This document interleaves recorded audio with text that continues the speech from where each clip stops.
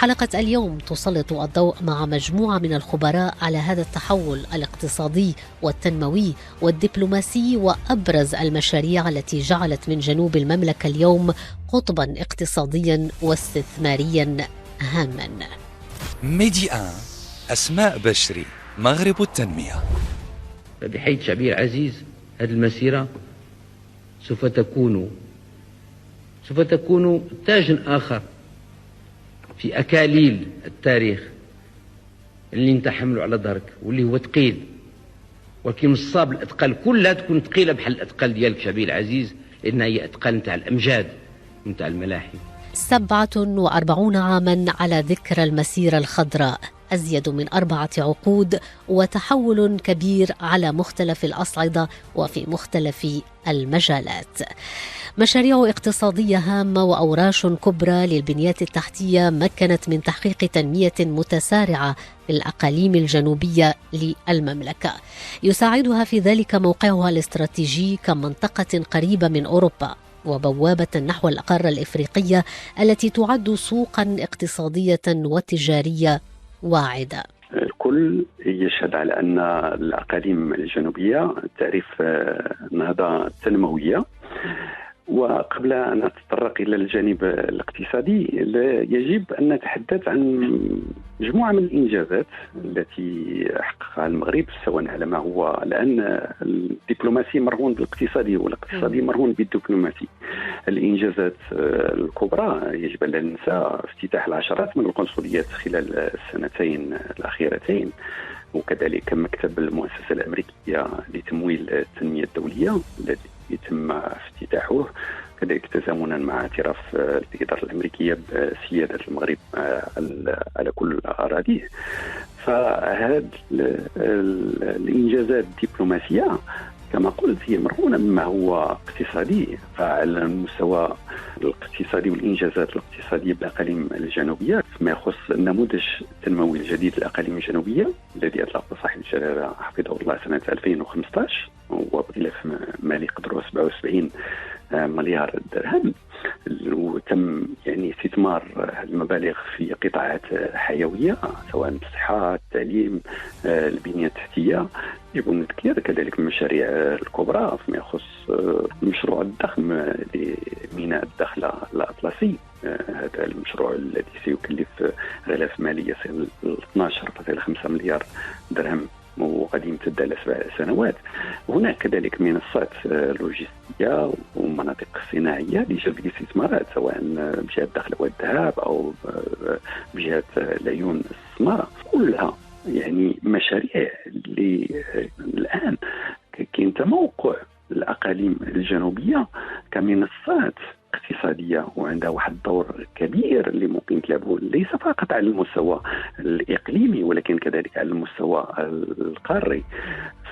وذكر فقط خلال السنوات الأخيرة ما تم تحقيقه على مستوى التعليم العالي، فكل الجهات الجنوبية سواء من بالميم أو العيون أو الداخلة الآن بها مؤسسات جامعية كبرى. كمثال العيون وأكبر كلية الطب والصيدلة بالمغرب الآن تتواجد بمدينة العيون. مدينة الداخلة توجد بها المدرسة الوطنية للتجارة والتسيير. هذا ليس من باب ما هو الصدفة ولكن لمواكبة مجموعة من المشاريع الاقتصادية الكبرى، وهذا كما قلت بأنه أصبحت هذه المناطق كتلعب واحد الدور كبير كما قلت على الصعيد الوطني، ولكن ما نساوش على الصعيد الإقليمي. الداخلة بوابة على إفريقيا، ما نساوش الدور اللي كتلعبه مثلا جهة الداخلة والذهب فيما يخص الامتداد ديال المغرب إفريقيا وخصوصا مع الدول المجاورة. في خضم هذا الزخم الكبير الذي تعرفه الأقاليم الجنوبية للمملكة يأتي مشروع نموذجي يتميز بالجمع بين تحلية مياه البحر وإنتاج الطاقات المتجددة. محطة عملاقة هذه المرة بمدينة الداخلة ستمكن من خلق دينامية هامة في المجال الفلاحي وتوفير الماء الشروب للمدينة بأكملها وللمناطق المجاورة وصولا لميناء الداخلة الأطلسي. المشروع هو مشروع استراتيجي هم تزويد مدينة الداخلة والأراضي الفلاحية المجاورة لها بالماء صالح الشرب والمياه الساقية عبر استعمال تقنيات الطاقات النظيفة، الطاقة الريحية والطاقة الشمسية. وهذا بحد ذاته يعني إنجاز كبير تعرفه يعني الصحراء المغربية في هذا الإطار من أجل تنويع العرض المائي. إذا كان يعني المحطة ديال الشوكة كانت بين يعني المحطات الكبرى على الصعيد الإفريقي اللي غادي تزود واحد 15000 هكتار، المحطة ديال الداخلة سوف تزود هي الأخرى حوالي 5000 هكتار من أجل خلق واحد قطب فلاحي، قطب اقتصادي بهذه المنطقة، حيث أن هذا المشروع هذا غادي يضمن حوالي 10000 منصب شغل قار انطلاقا من إنشاء هذه المحطة ويعني وضعها على الخط صحيح. قدرة إنتاجية يعني تبلغ 33 مليون متر مكعب من المياه المحلات سنويا، وهي يعني رقم جد مهم مقارنة مع مجموعة المحطات اللي كتعرفها المنطقة. كما كنعرفوا أن الصحراء المغربية منذ السبعينات هي تعرف إنشاء مجموعة المحطات ديال تحلية مياه البحر مقدمتها بوجدور، العيون، طنطان، أقفنير، يعني مجموعة المحطات. وعلى درب التنمية تتواصل الإنجازات والمشاريع بالأقاليم الجنوبية للمملكة. وإذا كان طريق الوحدة الذي ربط شمال المغرب بجنوبه على إثر النداء الملكي الذي وجهه من مدينة مراكش في 15 من يونيو من عام 57 900 وألف المغفور له الملك الراحل محمد الخامس، ودعا فيه الشباب المغربي إلى التطوع في تنفيذ هذا الورش التنموي الضخم. اليوم الطريق السريع تزنيت الداخلة يأتي تكريسا لهذه الوصية وتطويرها، ليس لتعزيز ربط الشمال بالجنوب فقط، وإنما بشق طريق للمغرب نحو عمقه الإفريقي.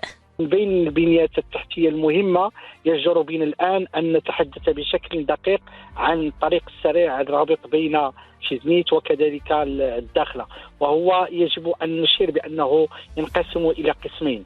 القسم الأول هو يربط بين شيزنيت والعيون على مسافة 550 كيلومتر، وستكون هناك طريق ثنائية، بينما من العيون حتى الداخلة هناك يعني توسعة ل9 كيلومتر في الطريق، وهذا إيجابي جدا. هذه الطريق هذه سوف تسهل مجموعة من المعاملات. يعني كان عندنا العائق الأول في بعض الأحيان بسبب التصحر، بسبب الفيضانات، كان في بعض الأحيان تشل الحركة، يعني يتم يعني شلل بالنسبة للنقل للبضائع، خاصة المواد الفلاحية التي تدخل إلى أعماق إفريقيا. فدائما كنا نصطدم بهذه العوائق، الفيضانات والتصحر.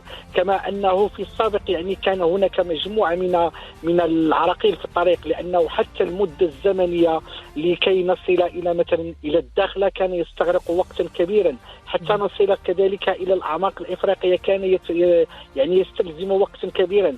أما الآن يعني مع الطريق التي تم يعني معدل الإنجاز الكبير، يعني في هذه الأشهر المتبقية حتما سوف تكون الطريق معبدة بشكل كبير. سوف تكون هذه الطريق يعني منارة بالنسبة للرواج التجاري، بالنسبة للتنقل، بالنسبة للمستثمرين. يعني الآن نتحدث بالمناسبة كذلك بأنه هذه الطريق فتحت الأبواب أمام مجموعة من المستثمرين للدخول، والدليل على ذلك هو أنه لاحظنا في الآونة الأخيرة أنه تم إنشاء منصات بتمويل أمريكي، وهذا له ما له وله ما بعده فعلا. لأنه أولا اليوم نتحدث عن كونكت الداخلة، نتحدث كذلك عن كونكت العيون، وهذه المنصات الرقمية الهدف منها أولا تعريف بما تزخر به هذه يعني الجهات، لأننا اليوم لا نتحدث عن أقاليم بعينها ولكن نتحدث عن جهات. ثانيا أنها ستمكن من الدخول السلس لمجموعة من المشاريع، خاصة إذا علمنا بأنه من بين يعني المتدخلين ومن بين يعني الذين يؤطرون هذه العملية هي المكاتب الجهوية للاستثمار.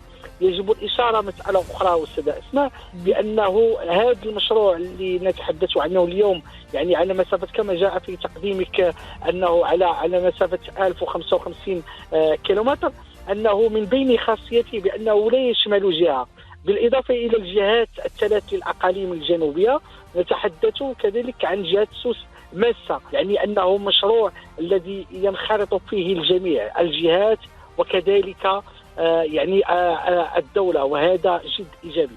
أظن بأنه هذا المشروع سوف يمكنه من بين التطلعات المستقبلية، أولا ليس فقط لربط الشمال بالجنوب المغرب، ولكن سوف يتعدى لأكثر من ذلك. نتحدث اليوم بأنه هذه المسألة سوف تربط بين أوروبا وإفريقيا، سوف تربط كذلك المغرب خاصة بالعمق الإفريقي، وسوف يسهل مجموعة من العمليات. لا ننسى كذلك بأنه هذه الطريق، لأنه حينما يسهل التنقل تصبح المسألة ديال الاستثمارات هي انسيابية، وهذا ما يشجع واحد المجموعة من المستثمرين. هذه طريق حتما لها ما بعدها على ازدهار المغرب. واليوم تستقطب الأقاليم الجنوبية للمملكة عددا من المشاريع الكبرى من شأنها أن تنهض بالجهة وتنقلها إلى مصاف المراكز التجارية الكبرى في المنطقة. نموذج من هذه المشاريع مشروع هرمتان، مشروع واعد سيمكن الجهة من أن تصبح مركزا حقيقيا للتكنولوجيا. أظن بأنه هذا المشروع هرمتان الذي نتحدث عنه وهو مشروع أمريكي، وهذا جد إيجابي. اليوم كنا سابقا نتحدث عن مجموعة من المشاريع المحلية أو المشاريع التي يقوم بها المكتب الوطني للماء والكهرباء، ولكن اليوم نتحدث عن مجموعة من مشاريع أجنبية لدول صديقة، وهذا له مجموعة من الإيجابيات. الإيجابي الأول وهو الاستثمارات خارجية داخل الأقاليم الجنوبية وفي الطاقات المتجددة. أولا خلق مجموعة من مناصب الشغل، وكذلك على المستوى الدبلوماسي أن هناك ثقة كبيرة في المغرب في وحدته الترابية. هذا جد إيجابي. مشروع هرمتان بتكلفة إجمالية نتحدث عن 2.5 مليار دولار. هذا مبلغ ليس بالهين. أكثر من هذا هو مختص كما قلت في الطاقات المتجددة. أكثر من هذا أنه سيوفر فرص شغل كبيرة جدا. وهنا يجب أن نفتح القوس لأنه هذا المشروع لماذا تم إنشاؤه خاصة بالداخلة؟ أولا لأن هناك بنية تحتية جد متقدمة أولا. ثانيا لأن هناك مجموعة من الجانب اللوجستيكي متوفر. هناك ميناء سوف يتم بدأت الأشغال به بأيادي وسواعد مغربية ومقاولة مغربية. كذلك هناك شبكة طرق هي جد ممتازة الآن، أنه بدأنا اليوم وصلنا إلى معدلات الإنجاز بما يخص الطريق السريع الرابط بين تيزنيت والداخلة. نحن الآن إجمالا في حدود أكثر من 70% من الإنجاز. أكثر من هذا كذلك وأن هناك أشطر تم إنجازها بصفة 100%، وهذا جد إيجابي. أظن بأنه هذا المشروع كان الاختيار أولا من طرف المؤسسات أو المقاولة التي تشرف على المشروع الأمريكي، كانت ذكية جدا في اختيار الداخلة، لأنه الداخلة أولا تعتبر عاصمة الاقتصاد الأزرق لما تتوفر عليه من مجموعة من البنيات. كذلك يمكن أن نقول بأنه الداخلة هي الباب الحقيقي للولوج إلى إفريقيا. ولا ننسى بأنه مدينة الداخلة تتوفر على مجموعة من الإمكانيات ليست فحسب السياحية، ولكن كذلك على المستوى المناخي، أنه سوف يمكننا تتوفر على في مجال الطاقات الريحية، في المجال الرياح. أظن بأنه مجال جد خاص من أجل هذا المشروع الذي نتحدث عنه الطاقات الريحية سوف يكون كما أنه الآن له نجاح بمنطقة طرطاي وبجدور، فهو الآن سوف يثبت مكانته بمدينة الداخل. نجاحات أيضا راكمتها المملكة في الدفاع عن وحدتها الترابية، وتجسد ذلك في تزايد التمثيليات الدبلوماسية الإفريقية والعربية والدولية التي فتحت في الأقاليم الجنوبية. فعلا المؤكد أن المملكة المغربية حققت مكاسب هامة. هناك دعم دولي لمبادرة الحكم الذاتي التي تمثل اليوم أرضية وحيدة للحل السياسي والعملي والمستدام الذي طبعا تعبر عنه مختلف القرارات الأممية منذ سنة 2007. وكذلك المؤكد أن هناك اليوم دعم كبير كذلك للحكم الذاتي لدى الدول. ثم أيضا هناك استمرار لتأكيد الاعتراف الأمريكي بمغربية الصحراء كونه اعتراف جوهري. تحت قيادة ملكية استشرافية متبصرة تبوأت الأقاليم الجنوبية بسرعة مكانتها من بين جهات المملكة الأكثر تجهيزاً، وأضحت تتوفر على بنيات تحتية متطورة ومؤشرات اجتماعية أساسية. فأصبحت الأقاليم الجنوبية هي أقطاب اقتصادية تعزز كما قلت بمناطق صناعية ولوجستية ومدعمة بواحد البنية تحتية كما قلت، من كانوا طرق المطارات للجهات بثلاثة فيهم المطارات، يعني كل يعني الطريق من أكادير إلى الكركرات ميناء الداخل الأطلسي في منطقة مهمة. ما يمكنش نتكلموا على هذا المشروع الضخم إلا وكاين واحد مناخ ديال الاستقرار والأمن. يعني كاين دينامية يعني متسارعة ديال الاستثمار. لما نتكلم عن الاستثمار فأنا مثلا غير على مستوى جهات الدخل والذهب أنه كان منتدى ديال المستثمرين من الولايات المتحدة الأمريكية، كان منتدى ديال المستثمرين الإسبان بحضور أكثر من 250 مستثمر من إسبانيا، بالإضافة إلى وفود عديدة ومستثمرين أجانب. فلما نتحدث الاستثمار نتكلم عن البعد البراغماتيكي، نتكلم عن الفرص الحقيقية للاستثمار، عن الثروات اللي كتفخر بها المنطقة هذه الأقاليم الجنوبية. نتكلم عن مناخ الاستثمار يعني أن هناك مناخ للاستقرار والأمن، وهذا كله كأصبحت يعني الأقاليم الجنوبية كتوفره. وعندها واحد ما نساوش الموقع الجيوستراتيجي وموقع يعني الجيو اقتصادي لهذه المناطق، سواء يعني التواجد ديالها بإفريقيا كذلك القرب ديال السوق الأوروبية منها. الاستثمار يعني مقرون بالفرص المتاحة وكذلك بالموارد المتاحة بالأقاليم الجنوبية.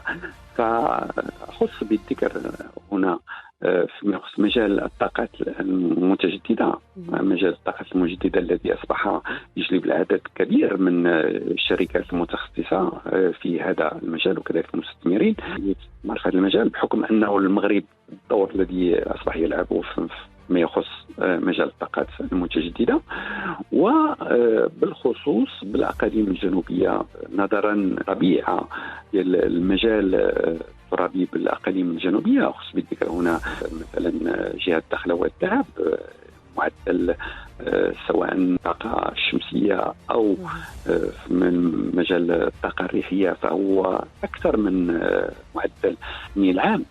فبذلك أصبحت يعني هذه المناطق يعني أو الأقاليم الجنوبية هي من يعني المناطق المهمة يمكن نقول ليس فقط على الصعيد الإقليمي، على الصعيد القاري اللي أصبحت معروفة بجلب الاستثمارات فيما يخص الطاقات المتجددة. أخص بالذكر كذلك أن ننسى أن الأقاليم الجنوبية تمتد على الساحل الأطلسي، لها موانئ ولها كذلك أن ثروات كبيرة، أو هناك استثمار كبير فيما يخص الصناعات التحويلية المقرونة بالمنتوجات البحرية. كان مجموعة من المستثمرين الإسبان فيما يخص الصناعات التحويلية نظرا يعرفوا المكان التي تبوها يعني هذه الأقاليم الجنوبية فيما يخص المنتوج على الصعيد الوطني. كذلك هناك على المستوى الفلاحي، المستوى الفلاحي أصبحت يعني هذه المناطق ليس فقط أنها أصبحت مناطق مصدرة لبعض المنتوجات الفلاحية، وبالتالي كان أذكر بالمشروع الضخم لري 5000 هكتار عن طريق اعتماد على الطاقات المتجددة. فكذلك الميدان الفلاحي هو ميدان أصبح يجلب العديد من المستثمرين. الجانب السياحي إذا فقط جهة الداخلة فوجهة سياحية بامتياز هي معروفة بالسياحة الشاطئية والسياحة المقرونة بالرياضات المائية، وأصبحت يعني قبلة العالمية، منافسات عالمية فيما يخص الكايت سيرف وكذلك الرياضات المائية أخرى. وأصبح العديد يعني من المستثمرين يعني أنهم يهتموا بهذه الوجهة السياحية وكذلك وجهات أخرى على الصعيد الأقاليم الجنوبية الأخرى للاستثمار. فهناك غير فقط من الطاقة الاستيعابية لجهة الداخلة والذهب اللي أصبحت يعني في ظرف وجيز أنها تقريبا أنها ضعفت سنتين الطاقة الاستيعابية، وهذا دليل على اهتمام المستثمرين في الاستثمار في الميدان السياحي. وهناك آفاق واعدة، هناك أيضا السياحة الصحراوية، المجال الصحراوي فمجال غني بالتراث المادي واللامادي. ويجمع متابعون في الشأن الاقتصادي أنه بفضل الإنجازات الكبرى ستصبح الجهة الجنوبية للمملكة في السنوات القادمة مركزا اقتصاديا على غرار دبي وهونغ كونغ وسنغافورة، وهو ما يفتح شهية شركات كبرى مهتمة بهذا الصعود وتطمح إلى ولوج سلس إلى السوق الإفريقية. بهذا نكون قد وصلنا إلى ختام هذه الحلقة من مغرب التنمية.